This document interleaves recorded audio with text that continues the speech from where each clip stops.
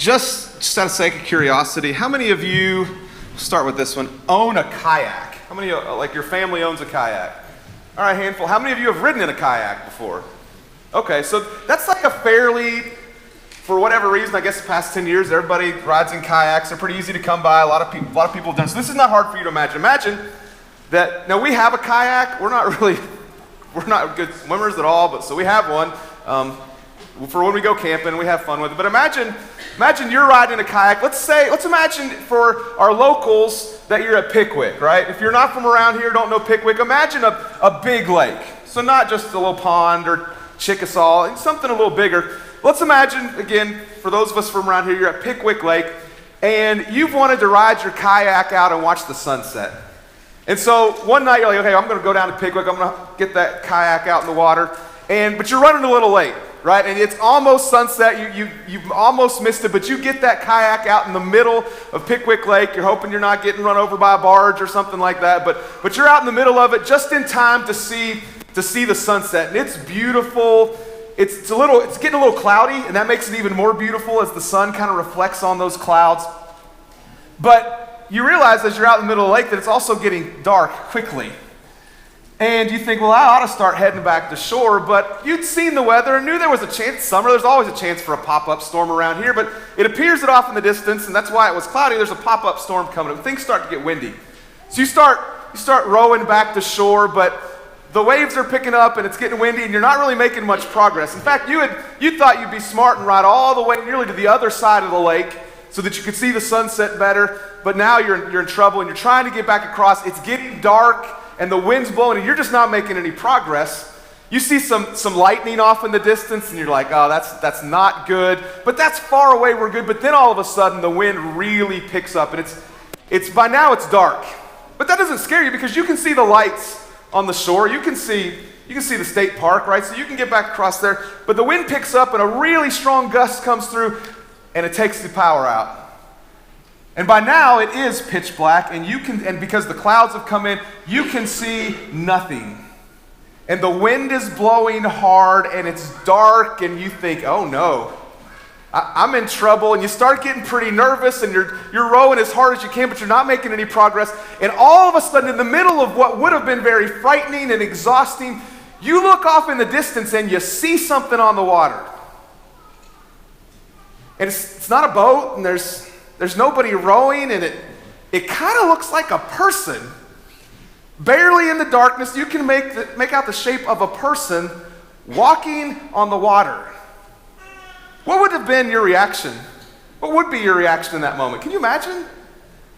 Can you imagine, boy, the fear, the doubt? Maybe you think, I'm going crazy out here. I can't, surely I'm not actually seeing a person out on the water. Is it all, I don't know.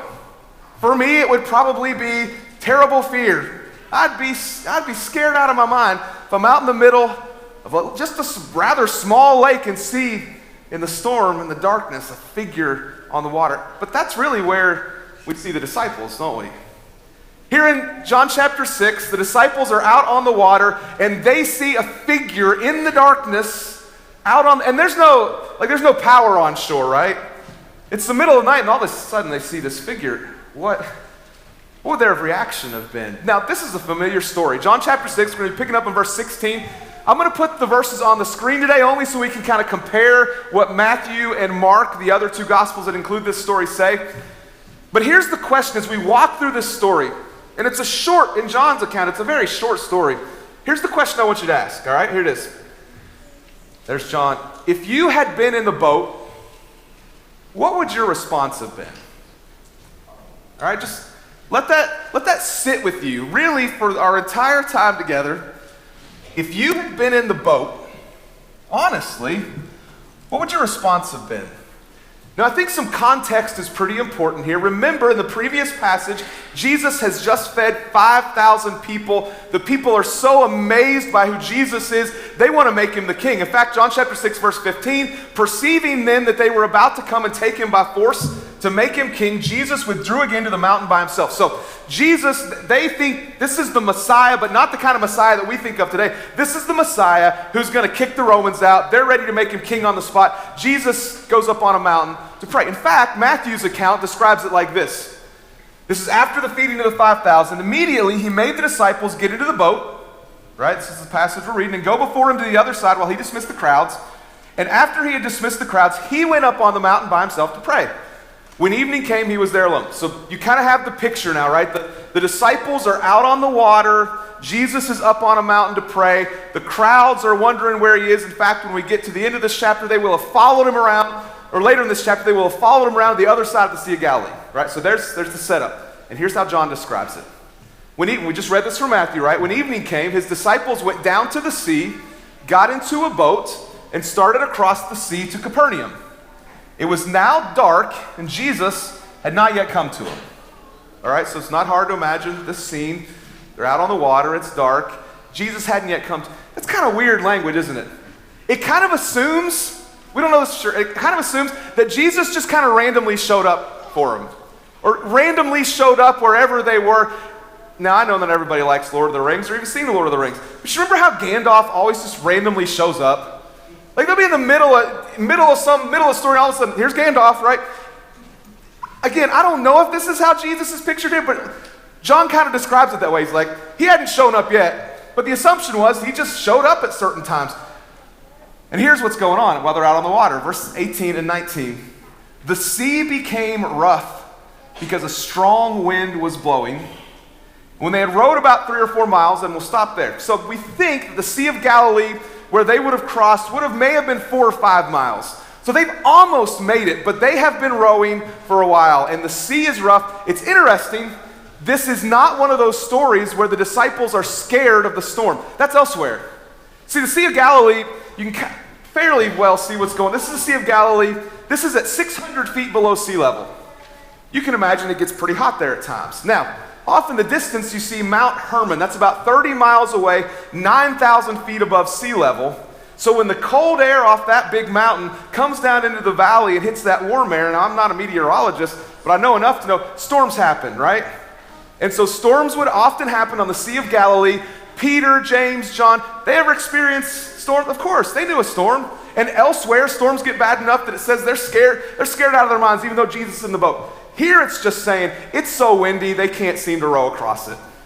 It doesn't say they're scared, but this is not a good situation for them. And they're really struggling against the wind and the waves. This is some waves on the Sea of Galilee.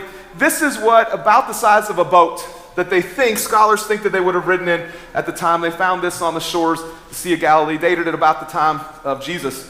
So not a big boat, big waves, they're struggling to get across the water. Here's how Matthew describes it. Listen to this. But the boat, by this time, Jesus is up on the mountain praying, by this time was a long way from the land, beaten by the waves, for the wind was against them. And then Matthew gives us this detail. In the 4th watch of the night. Based on Roman time, this would have been sometime between 3 a.m. and 6 a.m. To me, that's an important detail. This is not like the sun has just gone down, like my little fictional tale we told a minute ago. This is the middle of the night, almost morning. They have been fighting these waves maybe for 8 or 9 hours. Imagine that, right? They've been fighting the waves for 8 or 9 hours. They can't make it across. And then this happens. When they had rowed about 3 or 4 miles, they saw Jesus walking on the sea and coming near the boat, and they were frightened. If you grew up in church, you've heard this story dozens of times, but I still can't, in my mind, fully imagine just how frightening this would have been. Right? So in the middle of the night, pure darkness, they don't see lights anywhere. They see that figure walking on the, can you imagine? In fact, here's how Matthew describes it. He says, when the disciples saw him walking on the sea, they were terrified and said, "It's a ghost!" And they cried out in fear. That's how they thought they saw a ghost. Now, I don't know what their belief about this sort of thing was, but have you ever been in a situation like that where you would say, "I don't believe in ghosts," but you saw something and you're like, That may have been a ghost, even though I don't believe in ghosts, right?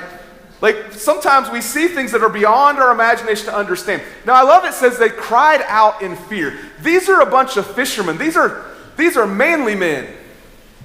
But manly men sometimes cry out in fear, don't we? Now, it's not like a wimpy cry. It's more like a bah, like, you know what I mean? Like, I know that I've never, well, that's not true. In fact, Meredith Hurt, I don't know if Meredith, you back there? There you are. Have you seen the video? Your brother seen that video? Great. So I went golfing with Meredith's brother recently, and I think I haven't golfed with him, but he hasn't golfed for 20 years. I think the only reason he wanted to golf is because he'd come up with a little prank. You know those little snakes you can clip on the back of somebody's shirt? Yeah. So he did that. Yeah, Dad and Connor were there for this. He did that to me. I'm not going to show you the video, but that's the screenshot of me, like, in the moment. And there may have been a slight, very manly yell about that. You can't see the wooden snake that's back behind me clipped to my shirt. My point is, sometimes we shriek or manly yell okay, so maybe I'm just a little jumpy. Just last night, took the dog out about 11:30 at night. It was whining. I was already asleep, so I was not happy. So I took the dumb dog out, came back in, turned the lights off, went into the bedroom, and I go to turn around and I see there's lights on out in the living room area. I turned those off. At least I thought I turned them off. So I thought I must not have. So I opened the door to go back out there again, and one of my children was getting a drink. Gabby, it was, and I may or may not have yelled again because I was, again, a manly yell. That's the image I get here. These guys think I thought I saw a ghost last night. It was just Gabby. Like, they thought they had seen a ghost, and they cry out in fear because they don't know who it is. You ever been in that situation where maybe you hear a knock on the door, or you see something or you hear something and you don't know who it is? And you get a little scared. That fear thing rises up in you. One more little story. I guess I'm a fearful person. We were in Peru. My parents were visiting. It was Christmas time, or it was New Year's Eve, I think. And so New Year's Eve, everybody lets off fireworks. I mean everybody. Everybody from their apartment windows. Like, you just look out over this. It's like so dangerous, but fireworks everywhere. And then that had happened. It was about 12:15, 12:20. Gabby was little, so we were trying to get ready for bed then. The fun was all over. And all of a sudden, we hear a knock on our apartment door. Now, to get into our apartment building, there was a gate, right? You have to have a key, or we have to, like, buzz you in. Somebody's pounding on our door. And I remember thinking, this is weird. It's 12:20 in the morning. Like, what? Who's at our door? Who got into this building? And they're not just, like, knocking. They're pounding on the door. And so I remember, Kines, who's there? I said, who? Like, I got my mean voice out, right? Because I'm ready to go. Who's there? And then I heard, like, some giggling, and it was some people from church. Here are the cultural differences. They brought, like, snacks and a fruit cake and a Coke, and here we are, 12:20 at night, and it was perfectly okay for them to visit. But for me, it was, who's there? I get that feeling from the disciples, right? Who's there? Who is it? And here's how Jesus responds. But he said to them in verse 20, it is I. Do not be afraid. If there's any Bible majors or Greek nerds, this little phrase, it is I, is the same phrase that Jesus uses elsewhere for I am. Before Abraham was, I am, same phrase. I am the light of the world. You see it multiple times through the Gospels.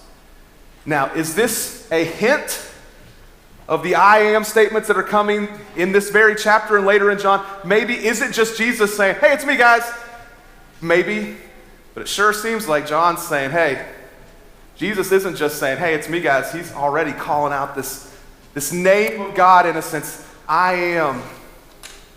But he is saying, it's just me. Don't be afraid. And here's how it wraps up, verse 21. Then they were glad to take him into the boat. I would imagine so. And immediately the boat was at the land to which they were going. He walks on the water. Is this a second miracle? That when he gets in the boat, what happens? Immediately the boat made, I don't know. The text isn't real clear. It sure sounds like miracle number 2. Somehow he made the boat go from the middle of the ocean to the seashore. the coast. And then here's how Mark describes it. And he got into the boat with him, and the wind ceased. Do we got 3 miracles right here? Walking on water, the wind ceases, and Jesus moves the boat to the land. I don't know, but this is some incredible, incredible stuff. And in Matthew's account, their response is, truly, you are the Son of God. Incredible, incredible moment. So again, story you've heard a dozen times, dozens of times perhaps.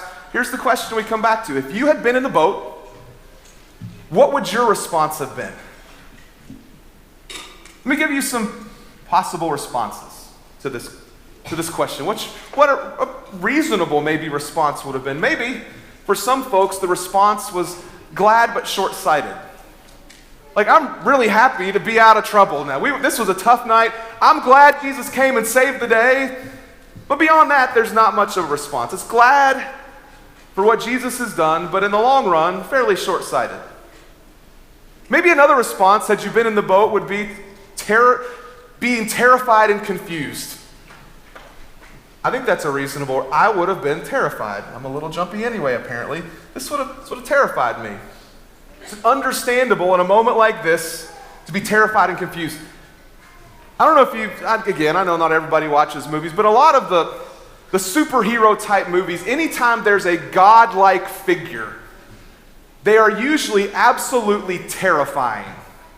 Here's a couple, both from the Marvel universe, Thanos and Galactus or something, I think that's his name. I recently saw this guy, absolutely terrifying. And in response to a godlike figure who is bent on destroying everything, is being terrified an appropriate response? Yeah.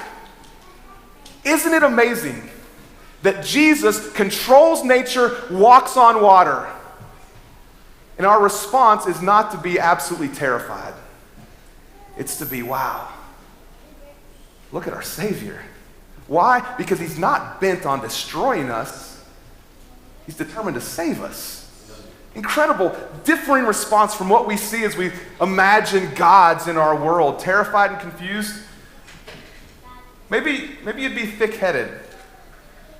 Say, what do you mean by thick-headed? In Mark's account of this, you get to the end of the story, and here's what happens. This is crazy.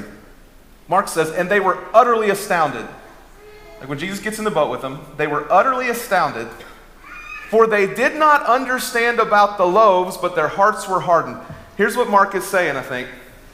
Jesus had just fed thousands of people with 5 loaves and 2 fish. Now he walks on the water, and the disciples are still shocked by it.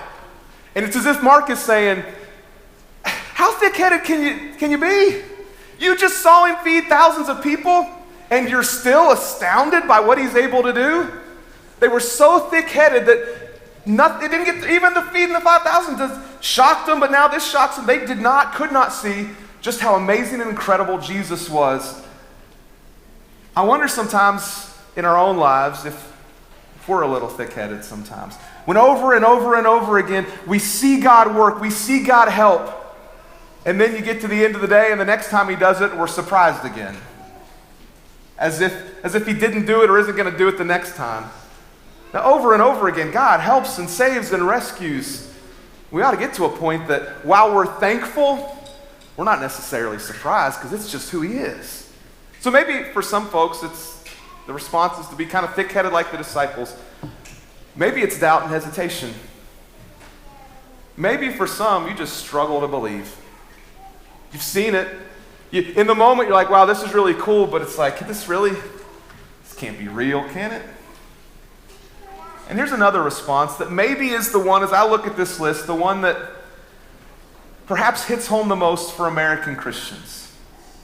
We are easily distracted, and because we're easily distracted, and because, like Adam talked about, we desire comfort so much, we get indifferent. We're used to things being pretty good, to the point that when good things happen, it's like, that's cool. I think it's fair to call this cultural Christianity, right?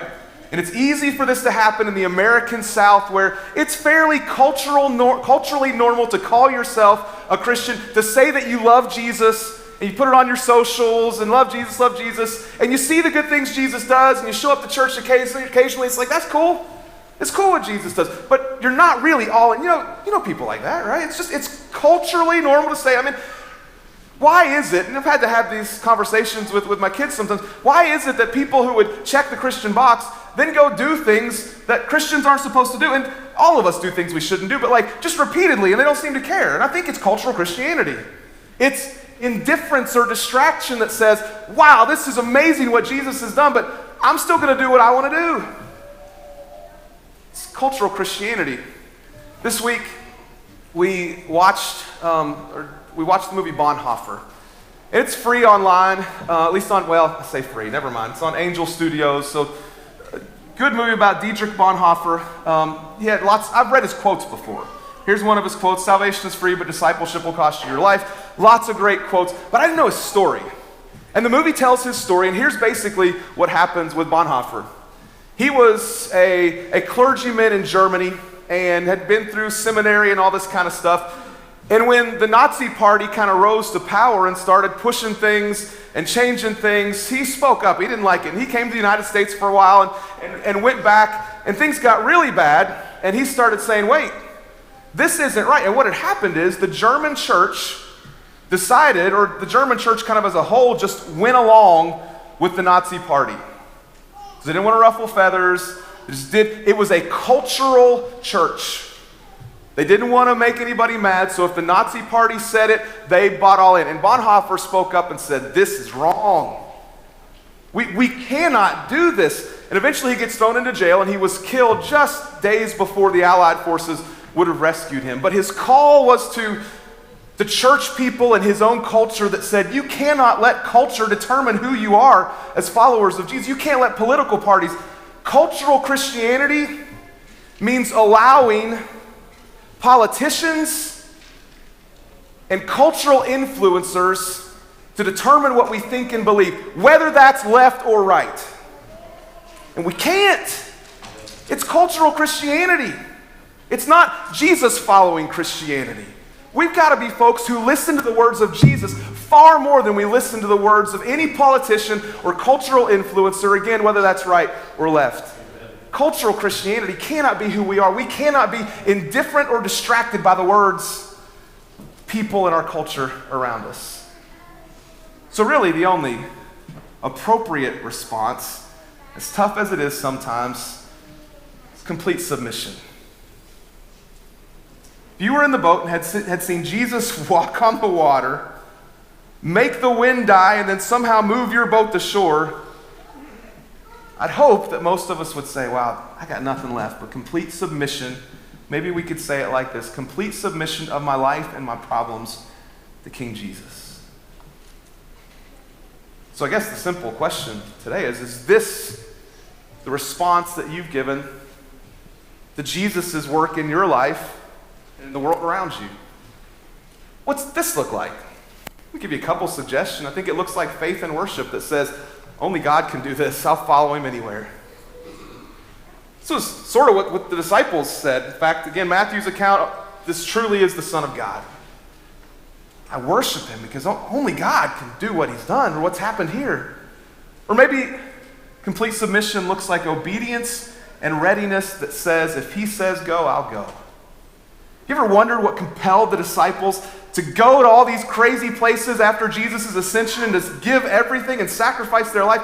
They'd seen him do things like this. Yes, they saw him resurrected from the dead, but don't you think in their memories they look back and saw, I saw him walk on water. So if he says go, I'll go. Now, I don't know what this looks like we've got a diverse crowd here, right? People from all sorts of lives and lifestyles. Maybe for you it's just as simple as God's calling you across the street to talk to a neighbor. It's time to get up and go. Maybe for some of you it's, I really feel like God's calling me to go somewhere far away for a while. If he says go, go. Complete submission looks like joy and gratitude that says, I can't believe he came all the way out here for us. Maybe that's what the disciples said. For us, it's, I can't believe that the Word became flesh and gave up all that comfort, became uncomfortable in ways unfathomable for us. And it ought to look like peace. Complete submission says, if he says, don't be afraid, I won't be afraid. Unless people play snake pranks on me or show up in my kitchen in the middle of the night when I'm not expecting. But I'm going to be at peace, not afraid. Because that's what he said. If you'd been in the boat, what would your response have been? It's a simple question. This is an oversimplistic sermon, I get it. But for me, I need to kind of wrestle with each of those and acknowledge that there are times when I probably fall into each of those categories, but I want to get to a point where I've completely submitted my life and my problems to Jesus as King. I knew I'd forget this guy's name, but now let me say this before I get to that. Simple reminder at the end of a story like this. In this story and in our lives, the storm is not the main character. Some of you got some storms in life right now. And unintentionally so, you've made that storm the main character of your life. I want to remind you that whatever storm you're facing is not the main character. Jesus is. Now, here's the guy. I knew I'd forget his name. There it is. This is Ernest Shackleton. I told you it was a mouthful. So Ernest Shackleton was an explorer from Great Britain in the early 1900s. And one of his goals was to cross the Antarctic, be the first person to kind of cross the Antarctic. And so he led a group there in I think the 19-teens, somewhere 1913, 1914, led a group, and they got stuck in the ice. Not terribly surprising, that's what happens when you go exploring the Antarctic, I suppose. He gets stuck in the ice. They get off the boat, they kind of float around on these floating pieces of ice until the boat sinks, they finally make it to an island. And they're realizing, we're stuck. Like, this is not a hospitable island, we're stuck, it's freezing. And so Shackleton took a handful of his men, they got on one of their small rescue boats that was left, and they left behind a couple dozen men, and they said, we got to go find help. And so they sailed for 800 miles through storms and ice, finally made it to South Georgia Island, not in the United States, it's down by Argentina. South Georgia Island, they found help, found ship. It took 3 different expeditions, 3 different ships that got in trouble. On the third one, they finally made it at 800 miles back to his men. All of them, they'd been there for 4 months on their own, and all of them survived. And so Shackleton's pretty famous for being a guy who would not give up on his men and went back and rescued them. It's a pretty amazing story. And here's what his crew said, or supposedly said. We never gave up hope. We knew you'd come. And isn't that the hope of Christians? We got some tough stuff going on around us. You got some tough stuff in your life. But we never give up hope. Because we know he'll come. If we can help you to get to know him better, we'd love to do that while we stand and sing together.